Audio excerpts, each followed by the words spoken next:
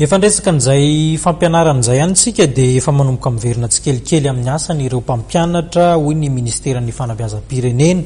Raha ny tsikaritra eto an-drenivohitra tokoa dia efa miroso ao anatin'izay fampianarana izay ireo mpampianatra izay nanao fitokonana, nanamafy izany ihany koa ny fanaova-tsonia teo amin'ny Prime Ministre lehiben'ny gouvernemanta, ny Prime Ministre ihany koa izany izay nanambara fa tokony roso amin'ny fampianarana ireto mpampianatra ireto. Tetsy ankilany ihany koa ny ministeran'ny fanabeazam-pirenena sy ireo syndikan'ny mpanabe dia nanamafy izay mpanova-tsonia mpiara-miasa izay teo amin'ny Prime Ministre.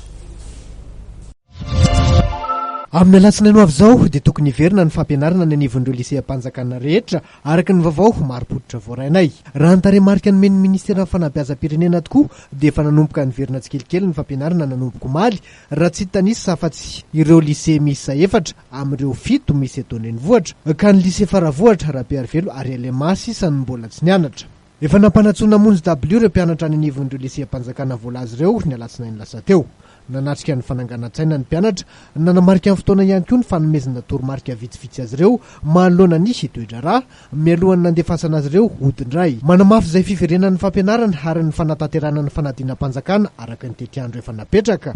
Ny fifanaova-tsonisy teo amin'ny Prime Ministre, ny Ministeran'ny Fanabeazam-pirenena sy ireo sendika mpanabe misa 9 izay milaza fa miverina tsy misy atakandro ny fampianarana.